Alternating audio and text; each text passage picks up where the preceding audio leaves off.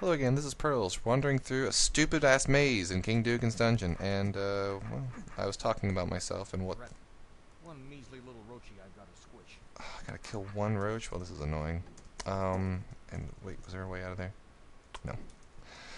So yeah, we're gonna talk about me some more, because I don't know what else to talk about. I'm just following the left wall as best I can in this dungeon, and I'm not really doing anything too clever.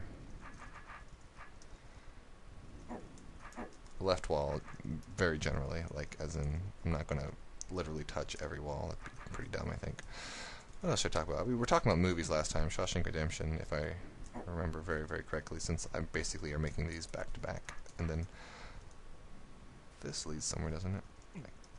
My eyes are spinning. No, I like movies a lot. It just, that's cool.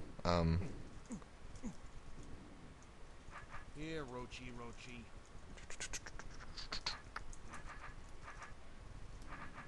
But, oh, Donnie Darko. How did I forget Donnie Darko? Oh, Donnie Darko. So pretty. One of the best films I think I've ever made.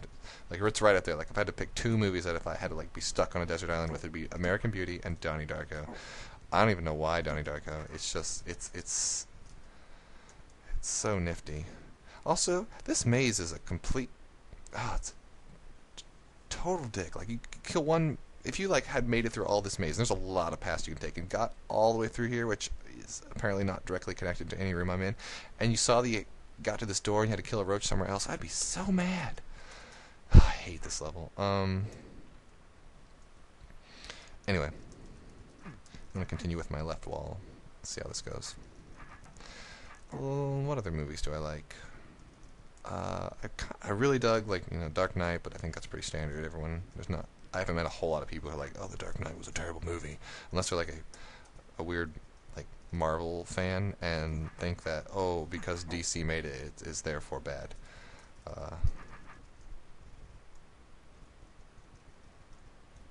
Wait, nope.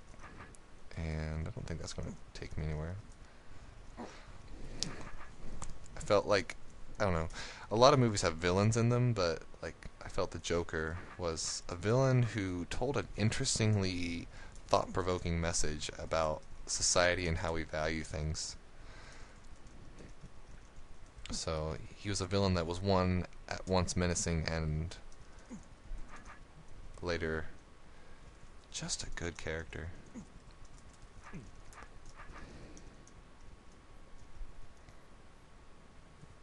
think I'm just going to continue on this way. I think I've been down there and there's something down there that I could find. So what else do I... Oh, never mind. This is just going to turn right around. I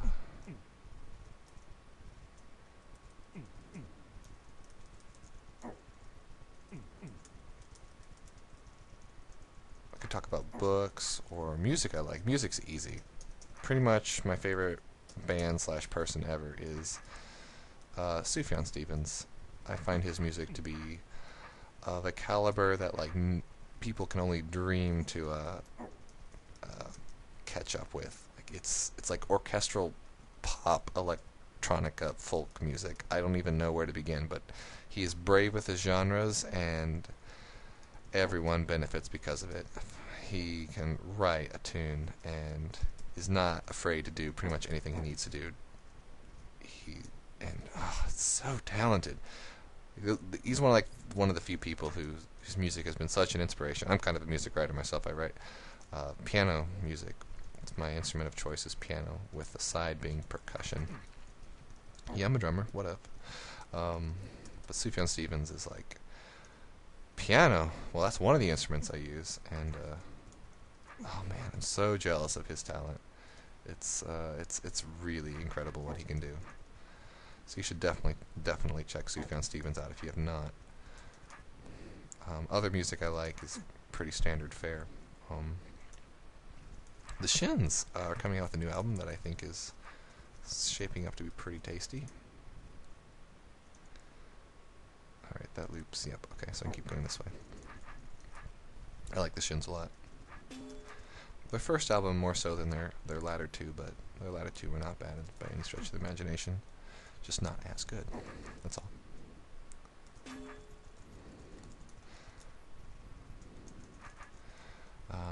other music. Let's see. Oh, the Magnetic Fields. The Magnetic Fields are like a cute poppy band that, not really poppy, I don't know, they're kind of like minimalistic pop music. Not really, no, minimalistic was the wrong word.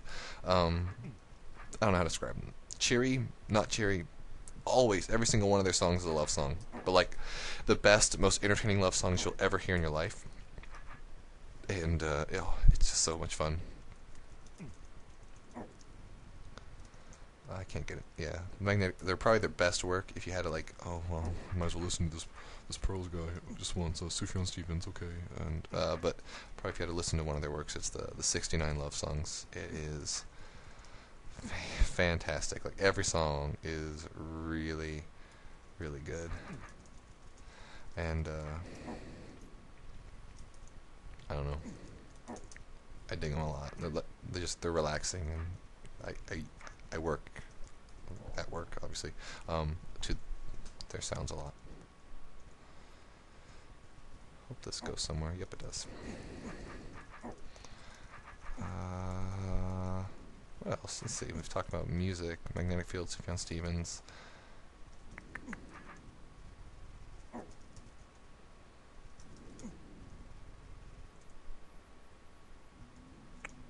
Nope. The Shins. Who else do I like? Oh, there's so many. Like, music's hard to talk about. I think I'm just picking my favorites at this point. But, not that there's anything wrong with picking favorites.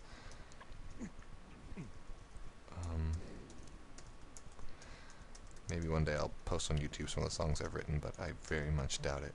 I'm pretty private with that kind of thing. We could talk about books. Right now I've been reading the Song of Ice and Fire series, which most of you might better know as like a Game of Thrones from the new HBO series, but I'm a pretty big fan of fantasy. I think it's a lot of fun to read, and I appreciate like the historical allegory where it parallels history but without actually being history. I find that to be a lot of fun to read. Oops. So if you have not read a Game of Thrones and you like politics and battle and intrigue and just good writing, Song of Ice and Fire or Game of Thrones in general is just not something that would be worth passing up. It is just really, really good stuff. How does this go? Back around? Okay. Other books I've read that I particularly approve of recently. Ready Player One was a kind of a fun,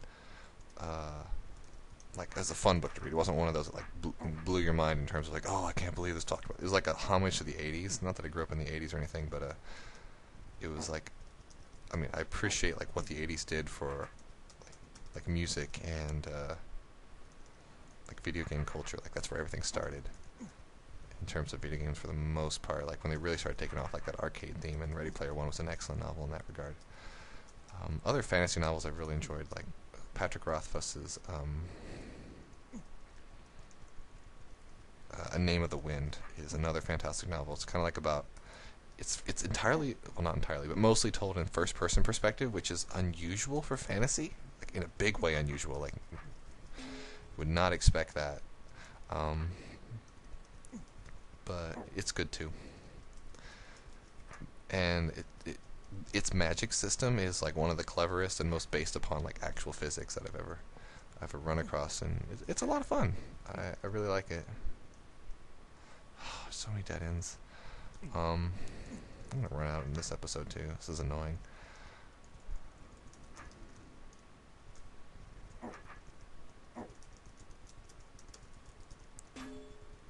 I'm like running out of places to go in this game.